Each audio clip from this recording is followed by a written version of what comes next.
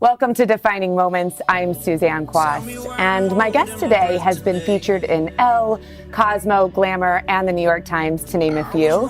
Her name is Olivia June. She is founder and CEO of Hey Vina, which is the world's largest friendship app. So think of it like the Tinder for girlfriends. Today, she's going to talk to us how she went from concept to execution, obstacles she faced along the way, and why she thinks that loneliness is an issue that we need to take seriously. Here are her moments. Facing the faintest of truth. Thank you so much for being here. Hi, thanks for having me. I love what you're doing, connecting and empowering women. It's really inspiring. Well, thank you. It's something I'm so passionate about, and a mission that I think is so dear to so many of our hearts. So to start, I'd love to hear, you talked about in 2009 how you had a defining moment when the seed of your idea was conceived. Can you walk us through that? Yeah, so I moved to San Francisco when I was 23. I had just graduated college, and I was really excited to kick off my career in a new city. And I'd moved to this big city, and I always looked to technology to solve a lot of our problems. And one of them was, all right, so now that I'm the new girl in town, how am I going to meet new friends? Mm-hmm. And I quickly realized that it's actually extremely hard, and there's no tech solution for it. Yeah. And so I tried a million different things. I volunteered. I did a triathlon. I signed up to do a race for the sake of maybe I could make friends while I'm training for it. It didn't work. I turned to online dating. And so I was on a website, OkCupid, which was a pre-app era. Yep. And I had this really interesting experience where every person I'd go out with, we had a really interesting conversations, and we, had a lot of compatibility. But what technology can't predict is chemistry. Mm-hmm. And that's really important when it comes to love. And when it comes to friendships, though, so I ended up with all these guy friends that I had met on a dating site at that point. And so I started looking at the profiles of the women that they would show you were similar to you. I don't know why they would show you. That's interesting that they do that. Yeah, okay. It's very different from the app experience. But I would look at these profiles of these women, and I would think, these are the girls I want to be friends with. We read the same books. We have the same sense of humor. Computers are really good at detecting whether or not these people were similar to me. And so I decided, I was like, I'm just going to try messaging them. And so I did. I wrote these really awkward messages saying like, hey, I'm new to town. I hope, you don't find this weird. And, I love this book too. And this is also my favorite place to do yoga. P.S. You have amazing eyebrows. Where do you get them done? What was the response to this? I got some responses saying, one, I'm not a lesbian, no thanks. And I made it very clear that I was not interested in dating, and I didn't even have short hair then. And so at that point, I was feeling really discouraged because not only was I looking for new friends, that I was spending day after day, in my apartment watching, marathons of America's Next Top Model, thinking, watching people go by on the outside world, being like, why can't I have that? Like, why is this so hard? And I started to meet people just organically, but it was really hard because it wasn't my people. Yeah. And I think we all know the difference of having some friends to go out to a party with versus having friends to call, Sunday morning and talk about life and, kind of what you're going through, or whether you're looking for a job or, in a fight with your mom or things like that. And those are the friends that actually make us feel nourished and make us feel really happy and fulfilled. And so I ended up making one friend from my online dating friendship experience. But this girl was so cool. We showed up basically in the same exact outfit. We had both just cut bangs, and we had already ordered the same exact drink, and we became instant best friends. But the thing of living in a city is that, those people move away. And so she got a boyfriend, she moved to Santa Barbara, and so quickly we lost touch. And this is something that happens cyclically throughout our lives. Yeah. So I started throwing women's events in San Francisco just to try to network like friends. I had started a career in technology, and I was the only woman in a tech startup, and it was fun. And I was really like becoming one of the guys because I had so many guy friends at that point. but I was really, it wasn't, I missed my girlfriends. I Yeah. missed having, my group of girls where we'd all go out for dinner and drinks and laugh our heads off and share our dating sagas and whatnot. And so I started throwing these events, and every month we'd have 100 women come out and to a wine bar in San Francisco. So this was like clearly a need that was in our Community. community. And so I started to think about how to scale this, because every a couple of months or so, someone would move to London or New York or LA. And so they would be like, Olivia, can you throw Ladies Who Vino events in wherever I'm moving to? And so it's not that scalable to throw events, as wonderful it is as it is to walk into a room and see all these people who've come together because you've brought them together. There's a lot of downsides. When you go to events, you look around a room and you don't know anything about the other people in the room, aside from like, I like her outfit, or she has cool style, or she looks friendly. And that's not the basis of making friends. It's actually pretty inefficient, and it's really intimidating, even as the host. Yeah, I can definitely see that. Okay, so then you have this idea and you're like, okay, this could be something. Then, I think for anybody out there who's watching, maybe we can inspire them to act on an idea. Because I know for me, there's been apps that have been started or businesses that have been started. I'm like, oh, I thought of that. Why didn't I do anything with it? So maybe this will inspire one person to go out and actually continue the journey of entrepreneurship. Yeah. But which brings me to then my next point, which is execution. Vision without execution is a hallucination. So then now that you have this idea, then how do you actually bring it to fruition? What steps did you take? Did you raise money? How did that work? Well, I started talking to a lot of people about my idea, and I was getting great feedback. And what I needed to do was test and make sure that this is something that I just wasn't coming up with that was my idea of something good. So I put up a website, a quick little landing page with an email form that said, sign up if you want to join this networking app for women. And I just started sharing it out. And so it was one baby step. I announced to the world that this is what I'm doing. I've decided to dedicate my time to this. I'd quit my corporate job, actually my startup job. Wasn't super corporate, very corporate in comparison to starting a company. And, gave up my salary and my health insurance and all of those things that we rely upon, because I had to tell myself that I'm 100% in on this, and I'm going all in on starting this and believing in myself. That's not a path that's for everyone. And I was really fortunate that my spouse was, we'll give it a year. And if after a year that it's not proving to be anything, go back and get a job. And so I was really, really lucky, because, it definitely, you have to afford to live. Yeah, 100%. And that was something, we had savings that we could kind of rely on at that time. And so I announced to the world what I was doing. I started sharing it out. And what I was looking for is this idea important enough or valuable enough to people that they're willing to tell other people? And so I was looking at my growth, and I was starting to see I had 100 people sign up in the first hour. I had 1,000 people sign up in the first week. And I was like, this is showing evidence that this is worth my time. Yep. Because there's so many of us that have ideas, and we think about things, and we're afraid to share them because we're afraid that someone will steal our idea.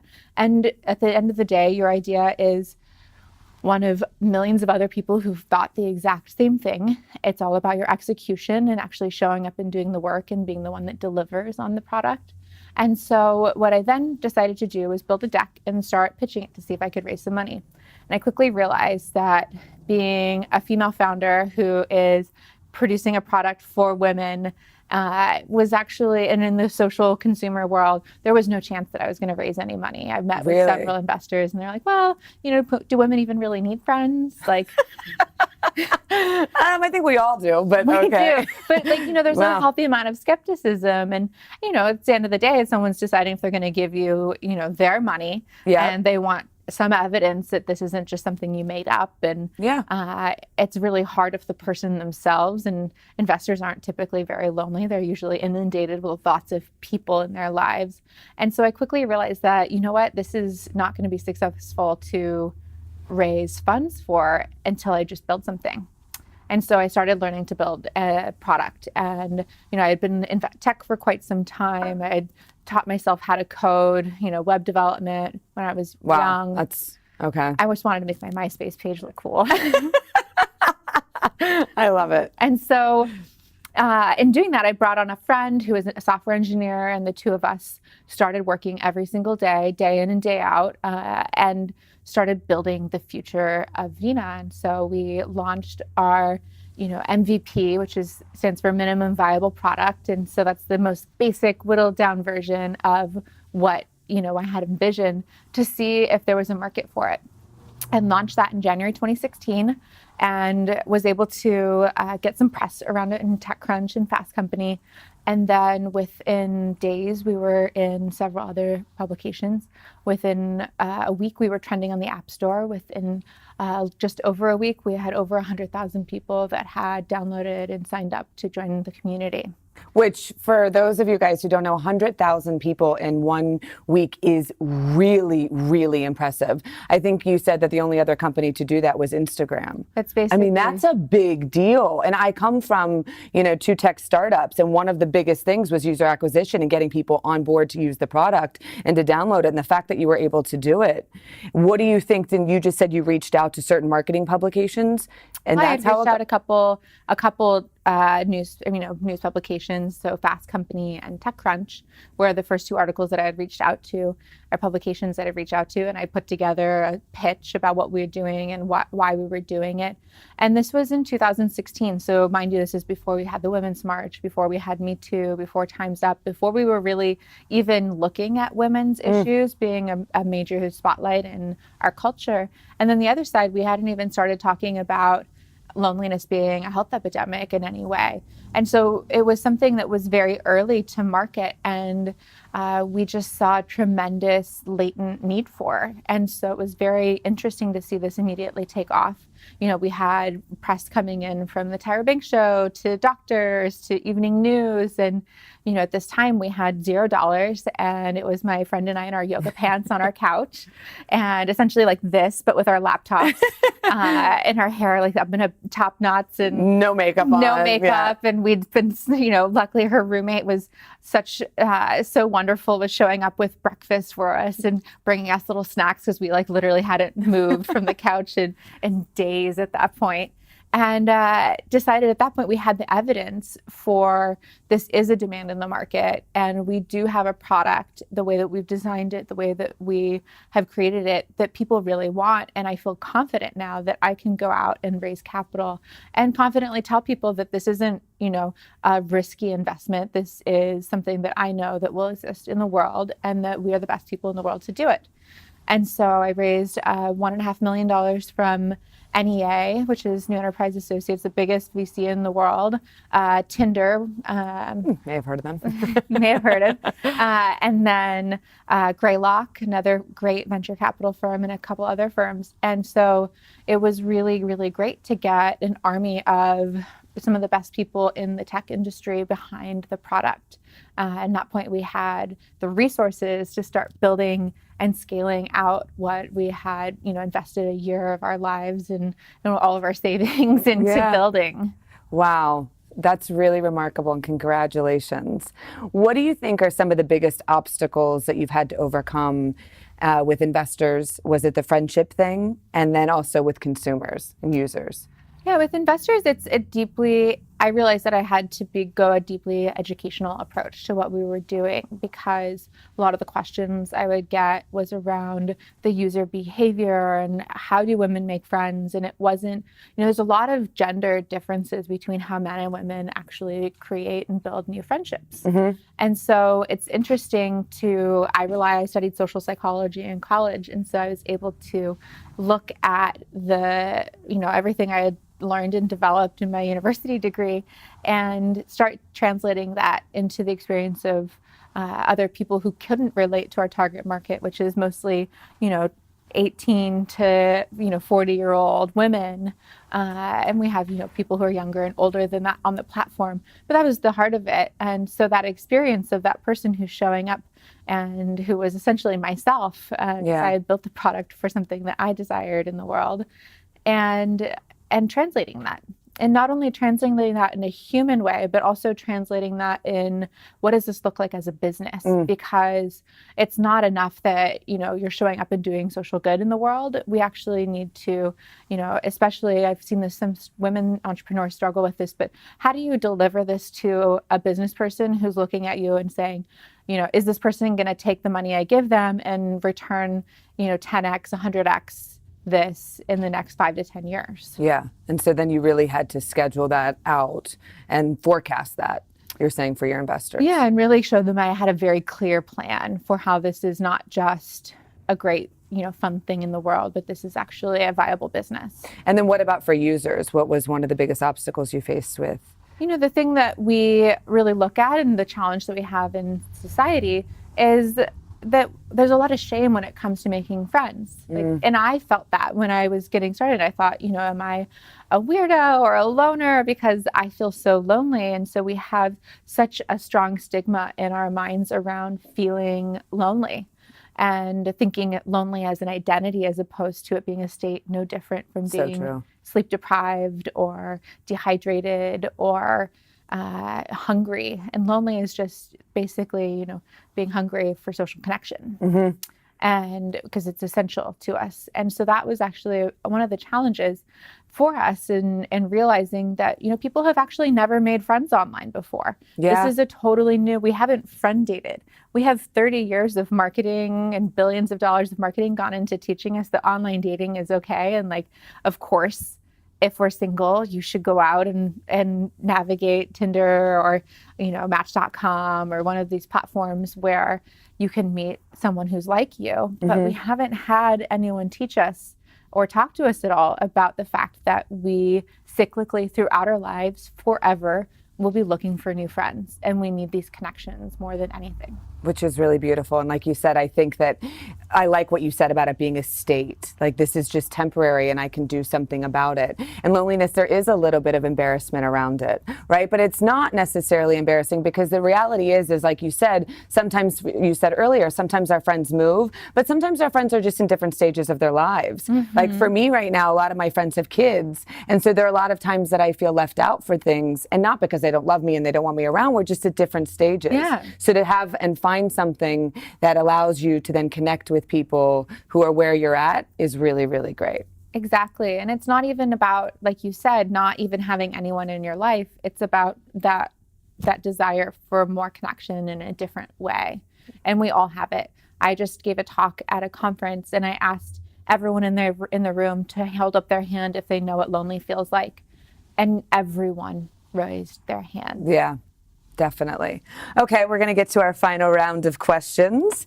The first one is, what's the most difficult decision you've had to make to fulfill your greater purpose?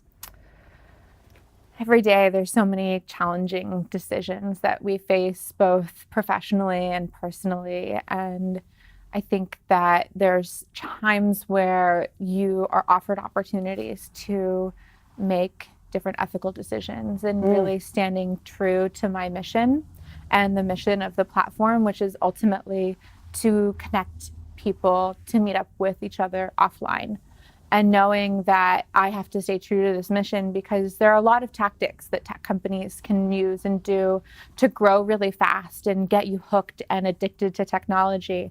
And I didn't want to build something that was addictive, habit forming, getting you to spend hours and hours a day, every single day on an application.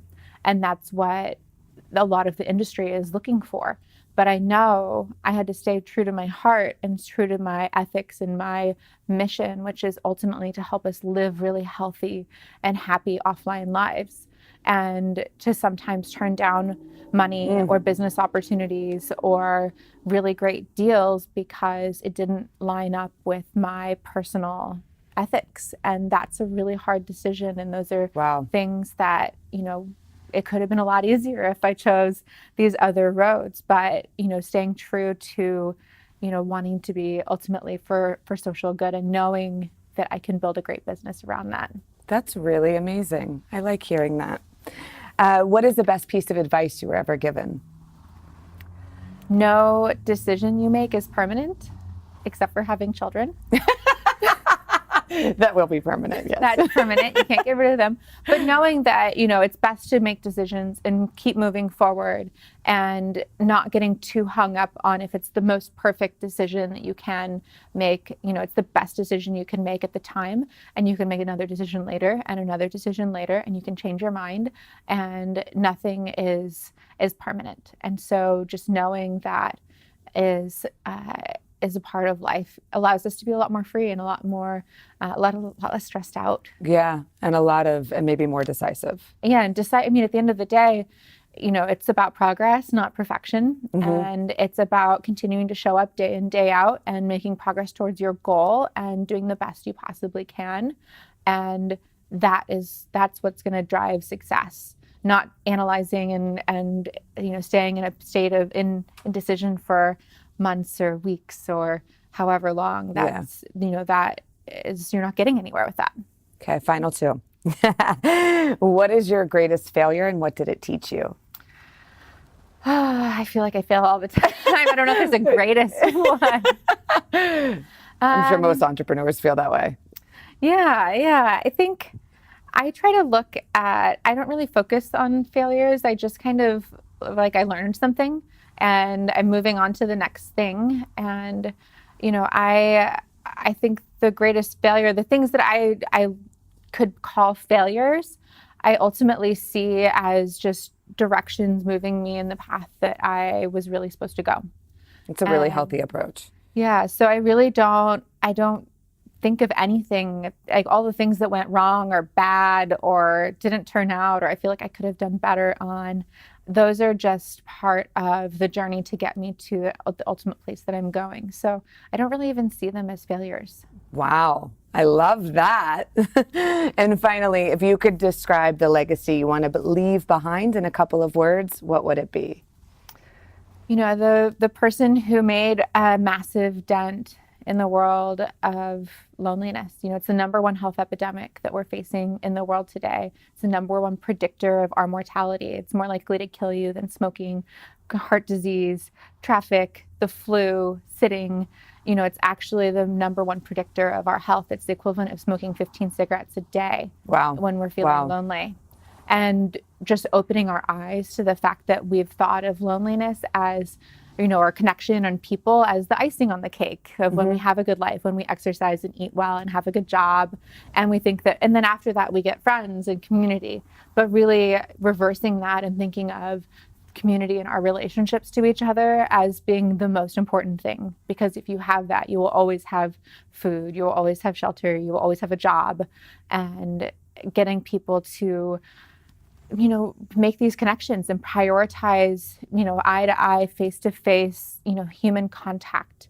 And if I can make a dent in the world of loneliness, then that to me is everything. Aww, I love your message and I love your story. And for you guys out there, go download Hey Vina. It's really, really remarkable. I downloaded it. They ask questions that actually help target who you're looking for and who you're looking to network with and become friends with.